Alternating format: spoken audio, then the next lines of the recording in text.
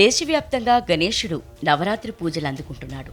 ఉత్సవాలలో భాగంగా ఊరు వాడ గణేష్ మండపాలు వెలిశాయి. నవరాత్రుల సందర్భంగా భక్తులు బొజ్జ గణపయ్యను ప్రత్యేకంగా ఆరాధిస్తున్నారు. వివిధ రకాల గణపతులను ఏర్పాటు చేసి పూజిస్తున్నారు. గణపతి ఏ పదార్థంతో తయారైనా ఆయన చేతిలోని లడ్డు ప్రత్యేకతే వేరు.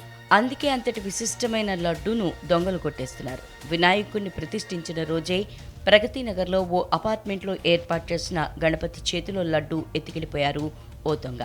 తాజాగా మేడ్చల్ జిల్లాలో ఏర్పాటు చేసిన ఓ వినాయక మండపంలో గణేశుడి లడ్డూని కొట్టేశారు మరికొందరు. 5 యువకులు అర్ధరాత్రి వేళ మండపంలోకి ప్రవేశించి లంబోదరుడి చేతిలోని లడ్డూని ఎత్తుకెళ్లారు. దీనిపై మండపం నిర్వాహకుల ఫిర్యాదుతో పోలీసులు కేసు నమోదు చేసుకుని విచారణ చేపట్టారు.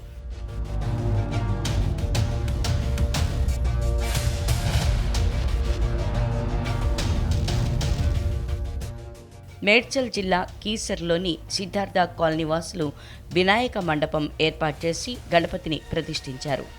ఆదివారం రాత్రి రోజువారీ పూజలు భజనలు చేశాక భక్తులతో పాటు నిర్వాహకులు కూడా ఇళ్లకు వెళ్లిపోయారు. మండపంలోని వినాయకుడి విగ్రహానికి ఓ పరదా వేశారు.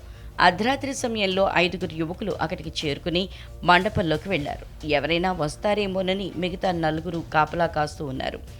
ఇంతలో లోపలికి వెళ్లిన యువకుడు వినాయకుడి చేతిలో ఉంచిన లడ్డూని తీసుకొచ్చాడు. అనంతరం అందరూ అక్కడి నుంచి ఉడాయించారు. ఇదంతా అక్కడ అమర్చిన సీసీటీవీ కెమెరాలో రికార్డైంది.